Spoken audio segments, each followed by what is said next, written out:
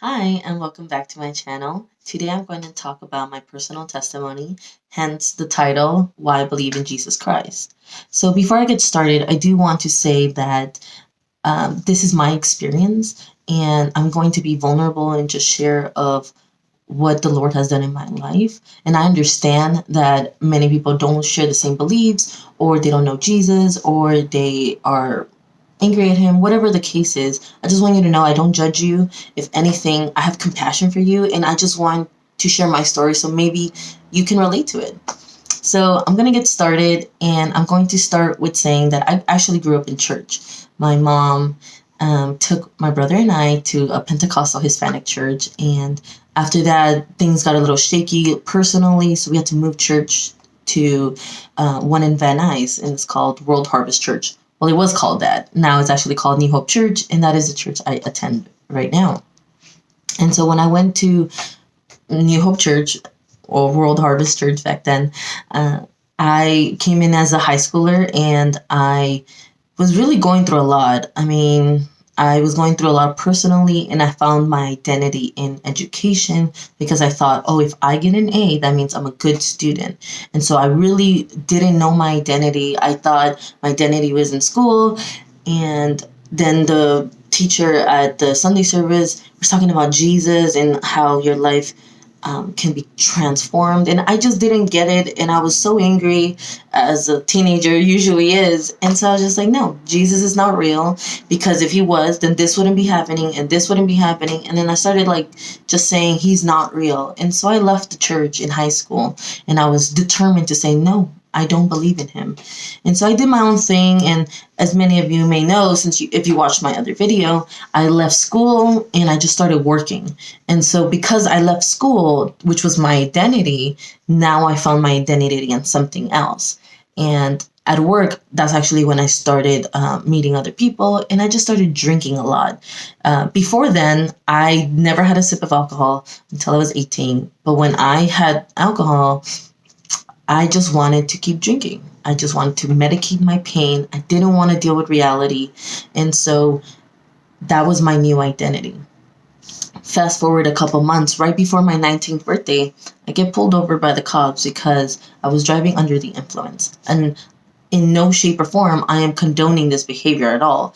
I understand the consequences. I could have killed myself. I could have killed others. And yeah, but you would think that would be my rock bottom, that DUI, and it really wasn't. I just kept drinking more, and I just kept doing drugs because I really wanted to escape. I didn't want to deal with my emotions. I didn't want to deal with the memories and the pains of my past. So I just wanted to escape. And it wasn't until I finally said to myself, if this is all life, like, is it just to work, to party, to just zone out reality? And that's when I decided I wanted to go back to church. And the story of how I wanted to go back to church, it actually goes back to a friend of mine who was really loving on me as a teenager. Like, literally, she would take me to lunch after church, or she would compliment me, or she even bought me clothes for high school because my mom didn't have money to buy clothes for me. And so she really invested in my life. And I just remember feeling that love and acceptance. And I wanted to feel that again. And so at this point, I am open. I was just like, I will try anything at this point just to feel peace, just to feel love. And so I went back to church, and I had my full face of makeup. I had my club outfit. Like, I didn't care. I was just like, I'm going to go just as I am. And I was afraid they were going to judge me, but to my surprise, they were so loving. They hugged me. They told me, how was I? Many of them were new, so they didn't know me, and yet they still talked to me.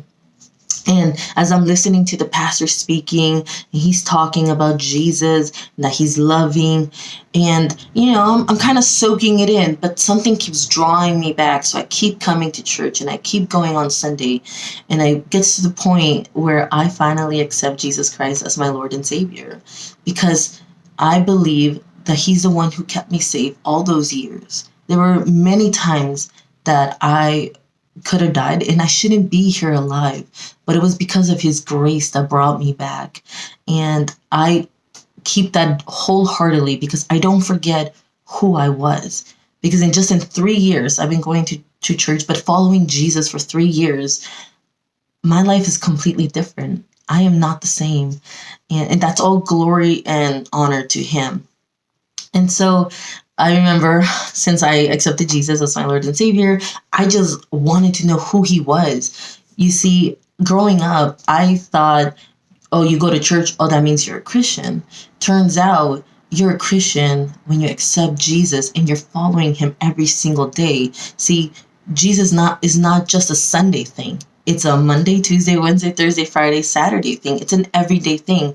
And I didn't see that growing up. I saw the opposite. I saw hypocrisy. I saw how people acted on Sunday and then how they acted on Friday night. So it was so completely different. And I didn't want to do that. I wanted to really know, what does it mean to be a Jesus follower? And disclaimer, I'm 3 years in and I'm still figuring it out. And that's what I've realized, is that following Jesus is a lifelong process. It's not like, oh, I'm holy and then you can never grow from there. No, you're constantly growing. You're constantly maturing. And that's what I'm going for. And so that is how I came back to church. But most importantly, that's why I believe in Jesus, because He protected me. And I'm still learning how much He loves me. Like, I can't fathom how much. And I hope this helps somebody out there listening to my story. And if you're in that position, I just want you to know you're not alone. I've been there. It feels like you're stuck in a rut. It feels like you can't find a way out. Like there's darkness everywhere. But I just want you to know there is light. There is hope. And you can always reach out to me, or you're all invited to New Hope Church. It's in Van Nuys. You can definitely Google it, or I'll leave it in the description box. Well, thank you again for watching this video. Comment down below if this helped you, or if you have any other questions.